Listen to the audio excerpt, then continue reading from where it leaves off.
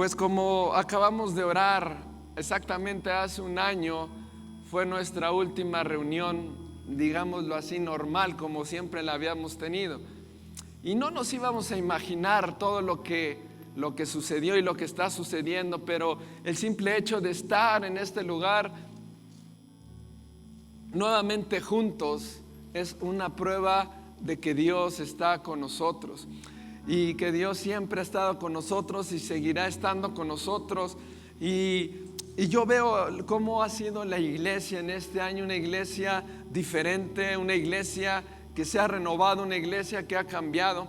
Pero sabes, esto no es nuevo. A lo largo de la historia de la iglesia, que desde que Jesús vino aquí a la tierra y después murió en la cruz y resucitó y subió al cielo, y después viene el Espíritu Santo y se forma la primera iglesia.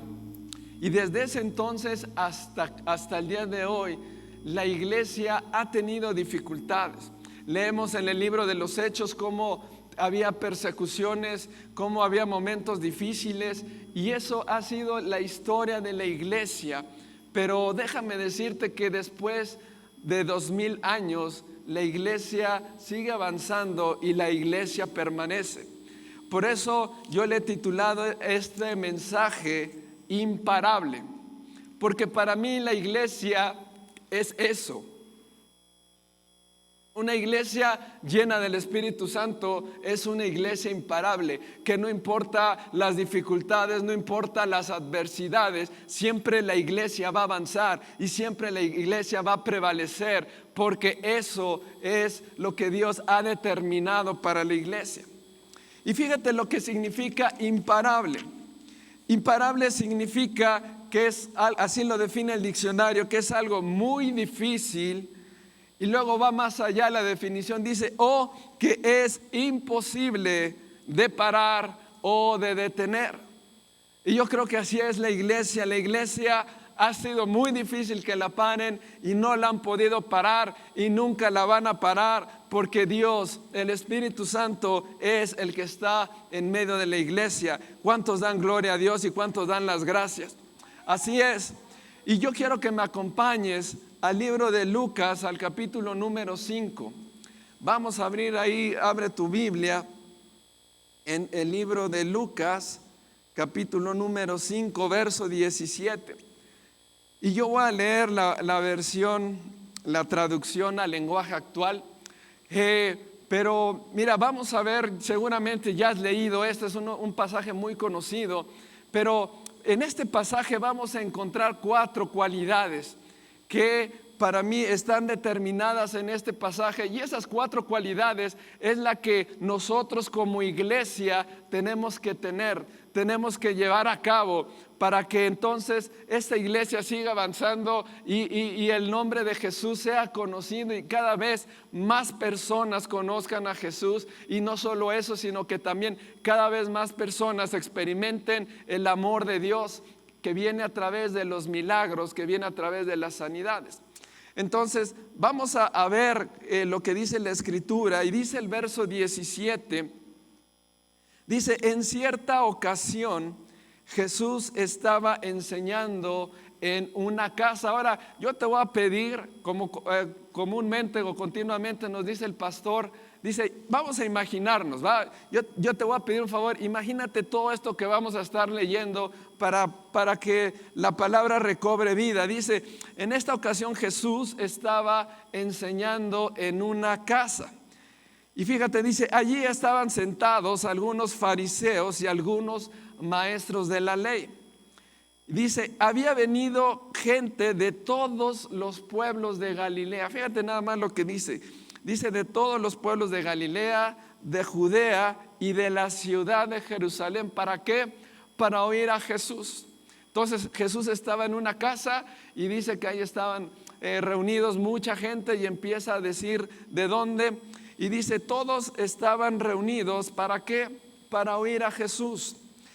Dice, y cómo Jesús tenía el poder de Dios para sanar enfermos. O sea, el Espíritu Santo estaba en Jesús para sanar a los enfermos.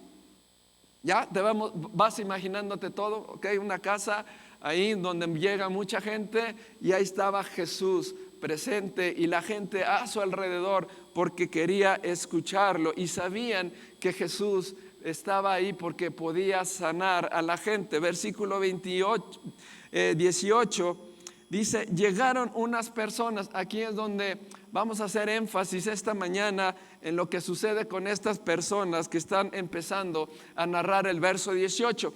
Dice, llegaron unas personas, fíjate, dice, con una camilla en la que llevaban a un hombre y ese hombre dice ahí que no podía caminar. ¿Está bien? Entonces llegan esos hombres en una camilla. Lógicamente el hombre que no podía caminar va arriba de la camilla y dice, y estos hombres tenían un propósito o una función que aquí la va a describir. Dice, querían poner al enfermo delante de Jesús. ¿Por qué querían poner al enfermo delante de Jesús? Porque ellos sabían que si ponían al enfermo frente a Jesús, muy seguramente Jesús iba a sanar a esta persona.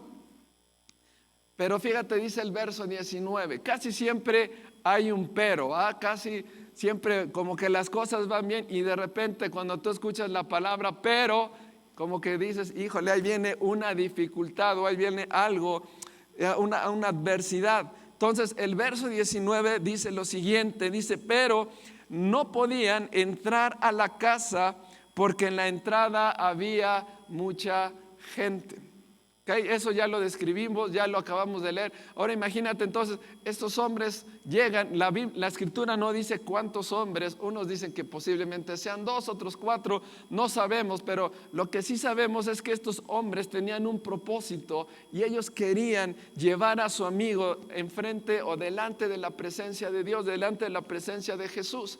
Entonces cuando ellos van llegando, aquí viene el pero, se encuentran con una circunstancia adversa.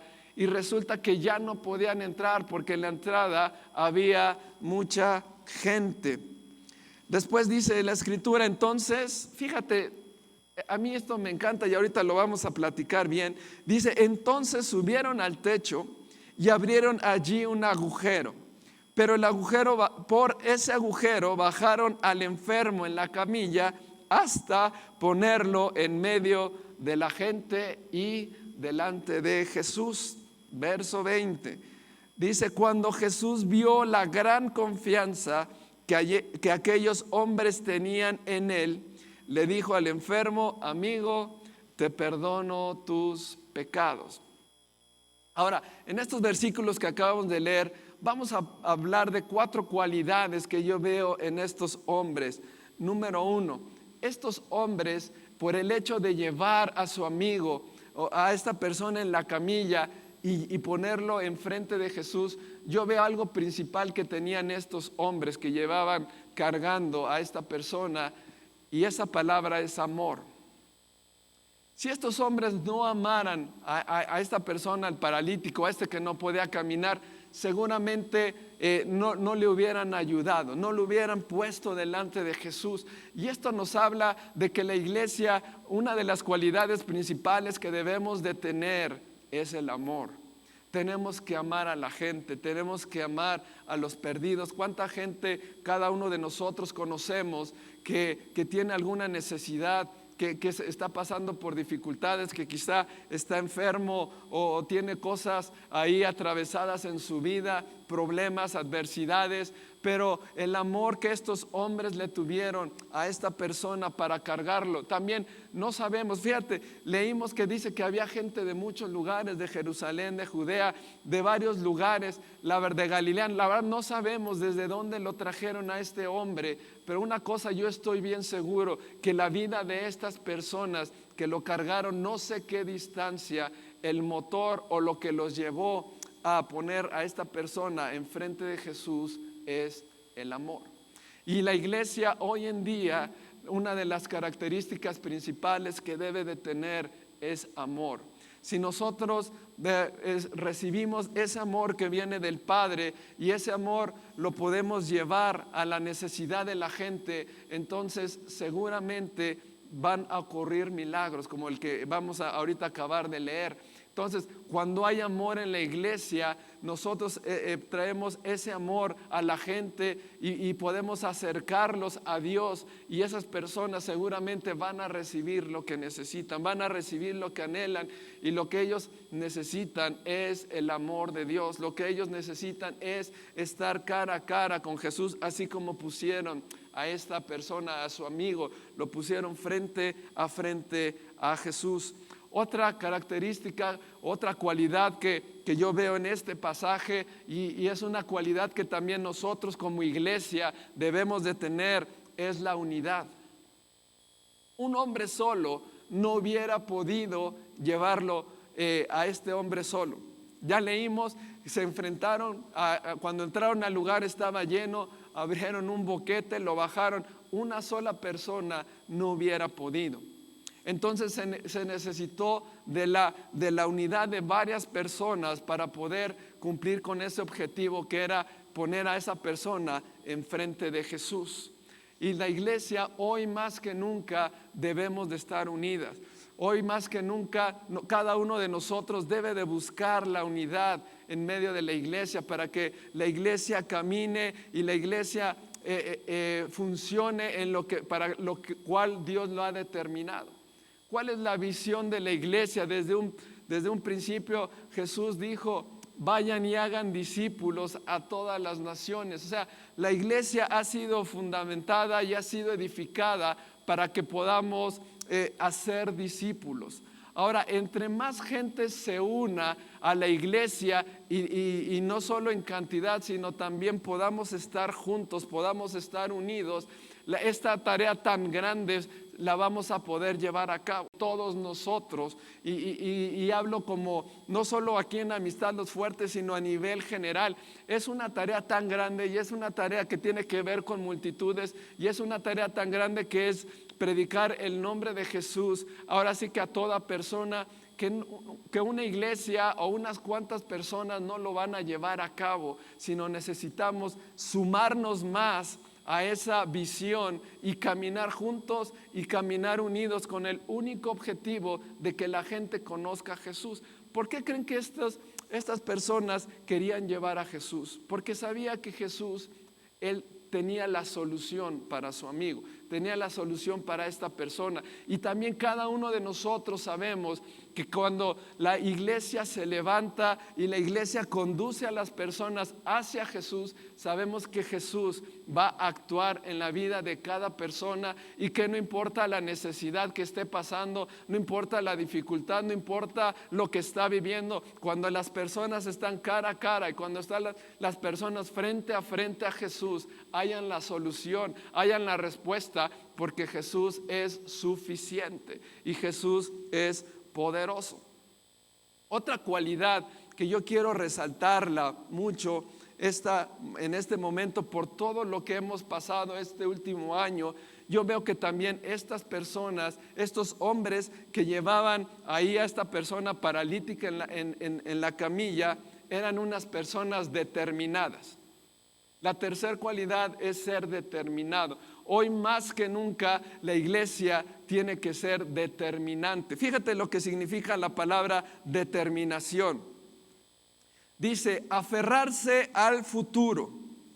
Dice no sin sucumbir, o sea, sin rendirse en el intento, y tampoco sin rendirse con el paso del tiempo.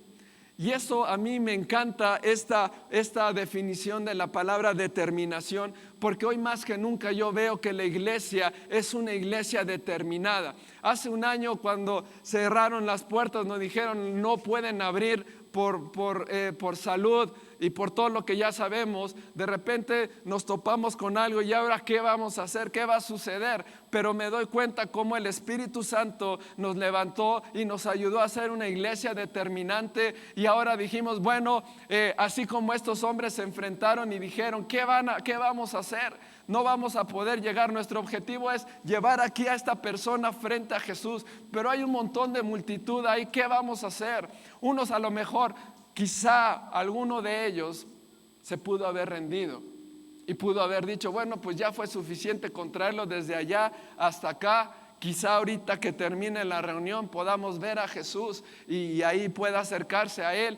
Quizá uno de ellos pensó, o quizá otro pensó decir, bueno, quizá no valió la pena todo lo que caminamos para traer a este hombre y no poderlo ver ante Jesús. Pero quizá uno de ellos dijo, no importa lo que esté enfrente de nosotros, nuestro objetivo es llevar a este amigo, llevar a esta persona frente a Jesús, y lo vamos a hacer cueste lo que cueste. Y a lo mejor uno se levantó y dijo, pues no hay otra manera más que subirnos a la azotea, abrir un boquete en el techo y descenderlo ahí donde está Jesús. Fíjate, estos fueron determinados, y a mí me encanta eso, porque esta también tiene que ser una cualidad imprescindible en la iglesia. Debemos de ser una iglesia determinada. Estos hombres, fíjate, no se pusieron a pensar ¿qué nos va a decir el dueño de la casa?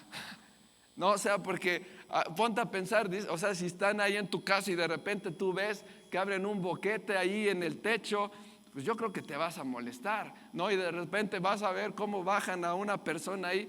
O sea, estos hombres quizás se pusieron a pensar, pero ellos dijeron, no nos importa lo que tengamos que hacer, nosotros tenemos que llevar a la gente delante de Jesús.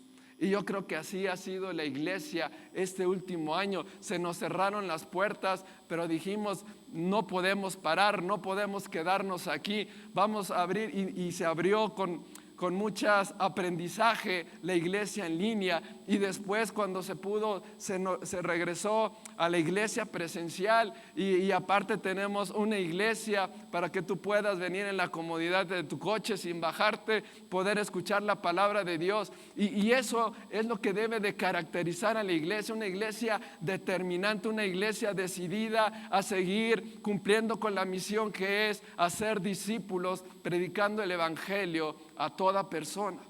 Y esto me gusta mucho, porque estos hombres, no importando lo que estaba enfrente, bajaron y pusieron al hombre delante de Jesús. Y la cuarta cualidad que yo veo en estos hombres, y aquí la acabamos de leer en el versículo número 20, y hay otras versiones que hablan en otras traducciones que describen el versículo 20, unos dicen, y al ver Jesús la fe de ellos, otros dicen que hubo asombro. Yo me imagino que Jesús se asombró por lo que hicieron estos hombres.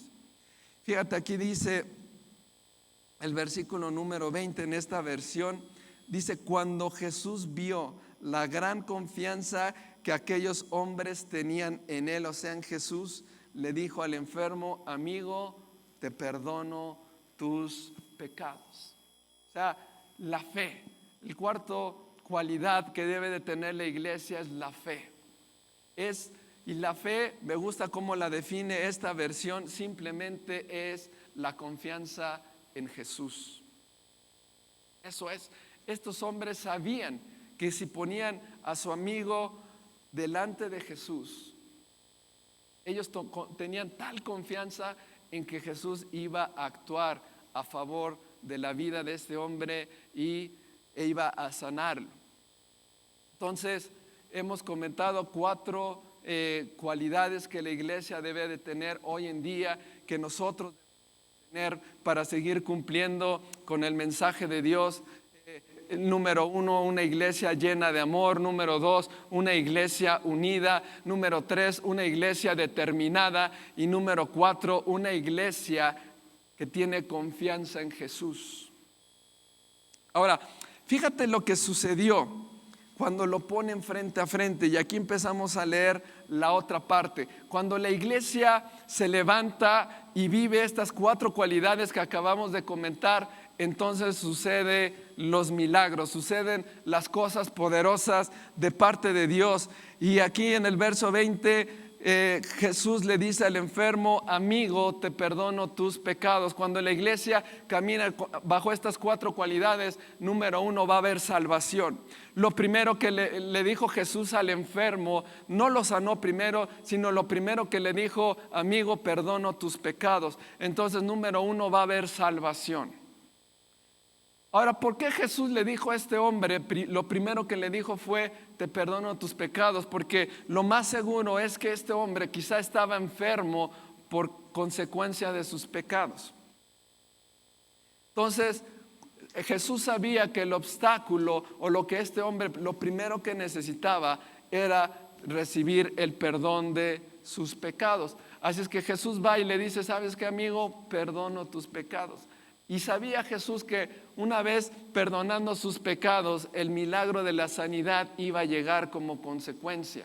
Y yo creo que así en estos tiempos, cuando la iglesia es determinante, cuando la iglesia ama, cuando la iglesia está unida, cuando la iglesia le cree a Dios, yo estoy seguro que los días por delante. Yo tengo una frase que he escuchado mucho y ahora es parte de mí, y también la repito mucho porque la creo con todo mi corazón: es que lo mejor está por venir a la iglesia.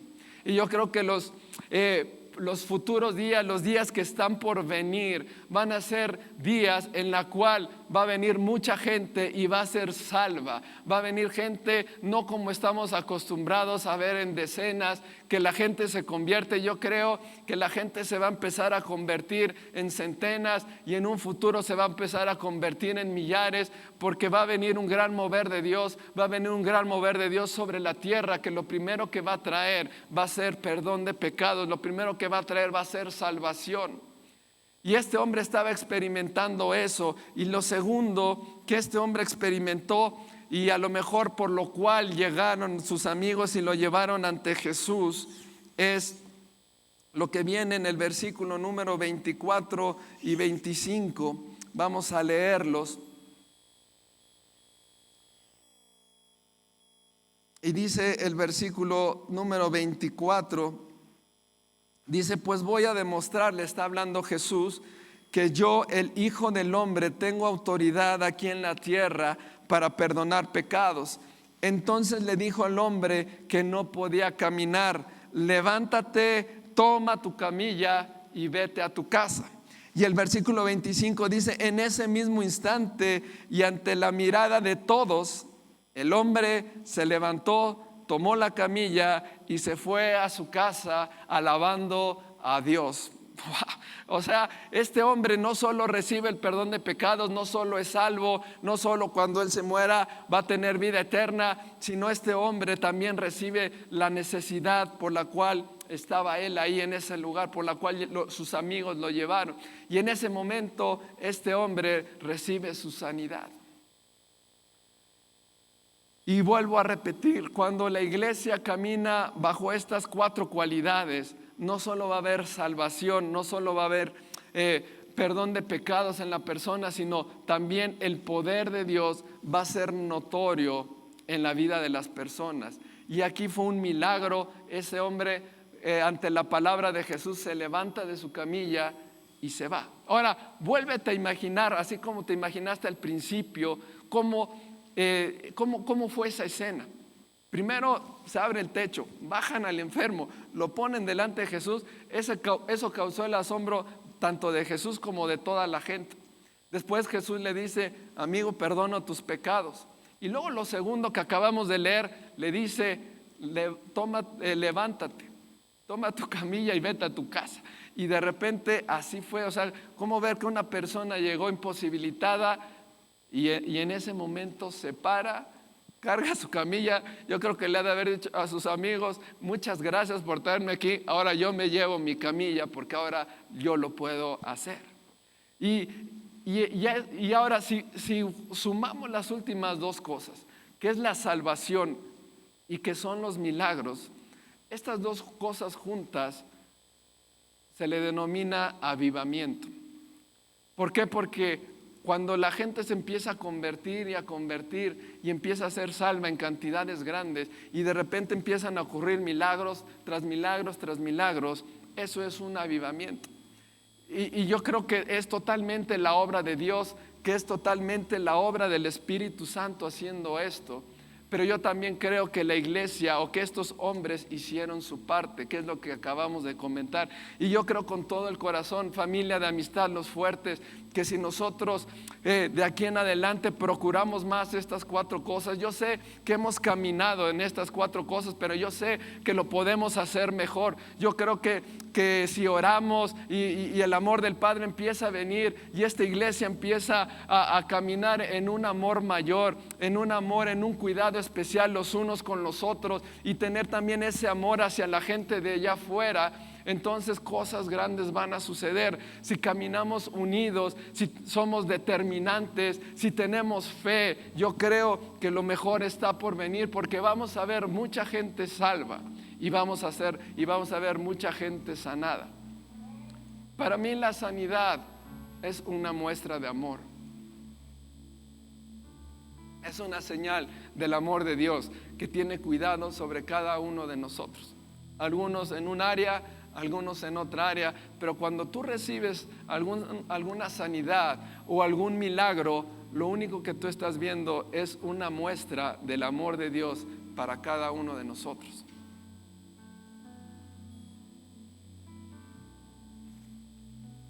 Y yo te voy a pedir que te pongas de pie, por favor.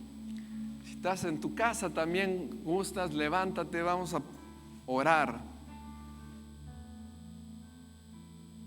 Yo creo con todo el corazón que vienen los días en que esta iglesia, junto con toda la iglesia de Dios, se levantará y seguirá siendo imparable.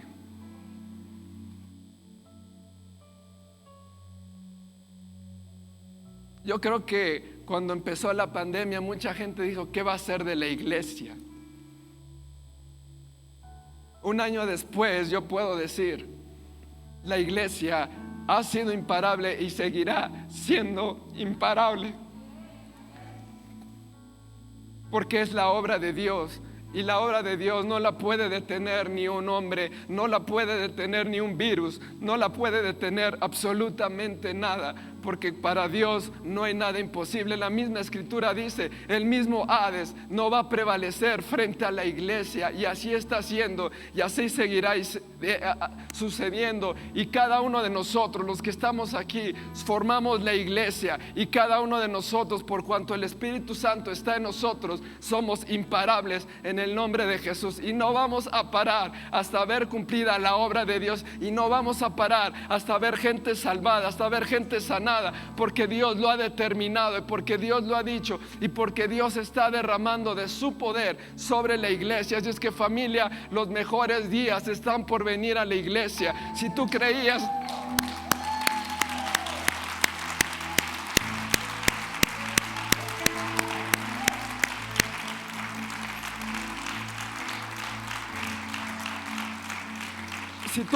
que la iglesia iba a sufrir, iba a ser detenida, no es cierto. Yo te quiero animar, porque estamos viviendo todo lo contrario. Yo comentaba a la reunión de hace rato y les decía, ¿saben qué? No nos damos cuenta lo que Dios está formando dentro de la iglesia. Es como cuando la mujer está embarazada, no vemos cómo se va formando el ser humano dentro del vientre de la mamá. Lo único que vemos es cómo el vientre de la mamá va creciendo, pero no nos damos cuenta cómo va sucediendo todo el milagro dentro del vientre de la mamá. Y yo creo con todo mi corazón que quizá no nos hemos dado cuenta todo lo que Dios ha estado haciendo dentro de la iglesia, dentro de nosotros en este último año.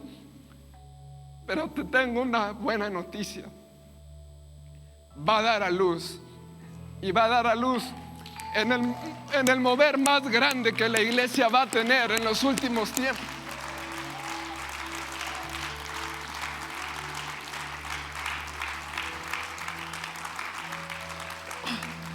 Sabes, cada vez yo escucho más que viene el gran avivamiento, el último gran avivamiento, la última gran cosecha antes de la venida del Señor. Y yo estoy seguro que así va a ser. Y gracias al Señor que cada uno de nosotros vamos a ser parte de ese gran mover de Dios, y cosas sorprendentes vamos a vivir, cosas sorprendentes vamos a vivir cada día en nuestras vidas, y vamos a ver cómo la iglesia de Jesús es levantada para poder alcanzar a mucha gente hasta los confines de la tierra. Cierra tus ojos. Ya me emocioné, pero ya se nos acabó el tiempo. Cierra tus ojos. Si tú estás en este lugar y vienes por primera vez y nunca has oído hablar de Jesús, o si estás en tu casa y es la primera vez que te conectas con nosotros, o quizá ya te has conectado varias veces, pero no has hecho una decisión de seguir a Jesús, yo te quiero invitar a que tomes esa gran decisión. Es la mejor decisión que puedes hacer en toda tu vida, que es seguir a Jesús. Si tú quieres seguir a Jesús, ahí, ya sea que estés aquí en el auditorio o allá en tu casa, levanta tu mano, cierra tus ojos y levanta tu mano y repite esta oración. Y dile con todo tu corazón, dile: Señor Jesús, yo esta mañana abro la puerta de mi corazón a ti. Abro mi vida a ti y te digo: Jesús, ven a mi vida, ven y reina en mi vida. Jesús, yo también te quiero pedir perdón por mis pecados. Señor, y así como tú le dijiste a este hombre: tus pecados te son perdonados, yo también quiero escuchar eso en mi vida esta mañana, donde tú me dices que mis pecados son perdonados, que mi pasado es borrado en el nombre de Jesús. Y Señor Jesús, yo te quiero seguir. Te pido que me ayudes a vivir de acuerdo a tu voluntad, para que yo pueda experimentar una vida nueva y una vida diferente. Ayúdame en mi necesidad. Y ahí, dile cuál es tu necesidad. Dile: Jesús, así como sanaste a ese paralítico, también yo sé que tú puedes obrar en mi vida, y yo lo creo en el nombre de Jesús. Si tú hiciste esta oración, ahí en la pantalla está apareciendo un código QR, y si tú estás aquí en el auditorio, ahorita alguien se va a acercar a ti para nada más pedir tus datos. La única finalidad, si tú estás en la reunión en línea, escanea ese código con tu celular. Una vez escaneado, ahí van a aparecer unos datos que queremos que nos des. Lo único que queremos es darte un seguimiento. Ahí mismo puedes poner tus datos, tu nombre, teléfono, correo, para ponernos en contacto contigo, y para nos encantaría poder seguirte enseñando de lo que Dios quiere hacer en tu vida. Si tienes ahí alguna necesidad, también ponla ahí, y queremos ponernos en contacto contigo para orar por ti y para poder platicar más cercano contigo a través de una llamada telefónica o de un acercamiento especial. Entonces, gracias por conectarte. Yo quiero hacer una última oración, y yo quiero orar para que la iglesia camine en esto que acabamos de leer.